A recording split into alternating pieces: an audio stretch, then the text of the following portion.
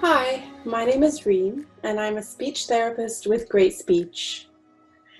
In this video, I'm going to discuss semantic feature analysis.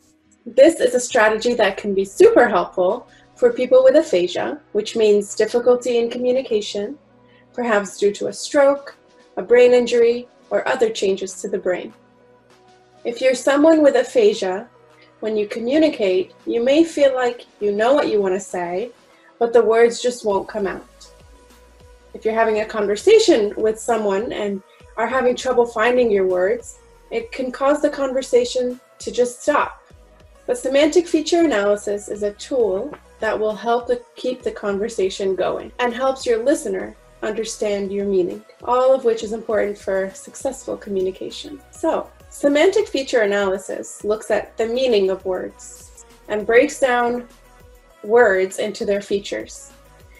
Basically, it's a way of describing the word that you're having trouble saying. So I want to take a look at this visually with you so that you have a clear idea of how to use this strategy. So I'm going to share this graphic tool with you. So here you see what looks like a clock. You have the problem word in the middle, then six circles coming out. We're going to take this clockwise, starting from the top. So each circle will tell a way that a word can be described.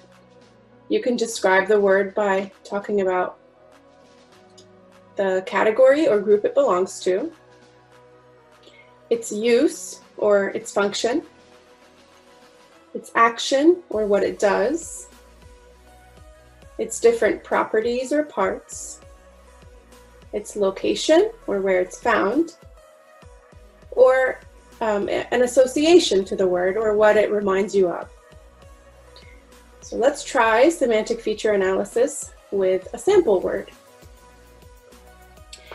Say you'd like to use your iPad or your other tablet, but you can't find it.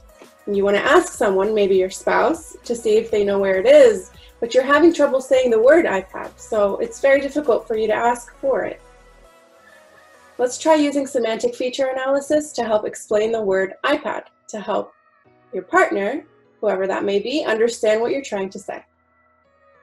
So the iPad. The category or group that an iPad belongs to is an electronic. Next, let's look at its use or function. Maybe you could use the tablet to read a book, play a game, have a video chat with a friend. All of these are uses for your iPad. The action of an iPad, or what it does, it turns on and off. The properties is that it's a rectangle. It has a screen. It might have some buttons to control volume or things like that. And maybe it's a certain color, like mine is gold. So I'll write gold. The location of your iPad, well, it's missing at the moment, but usually it's in your bedroom, let's say. And an association would be your phone. You could say it's like your phone but bigger. So now we've used semantic feature analysis to describe an iPad. So if I said to you, I'm looking for something, it's electronic, I want to read my book and turn it on. It's a rectangle and has buttons. It's usually in my bedroom. I can't find it. It's like my phone but bigger. Well, chances are that the person you're talking with will have a good idea that you're speaking about your iPad. So you can see how describing objects using all of these semantic features can really help your listener understand your message, even if you're having trouble saying the word. Thank you for watching. I hope you found this video very helpful, and please stay tuned for more. If you'd like more information, feel free to visit greatspeech.com.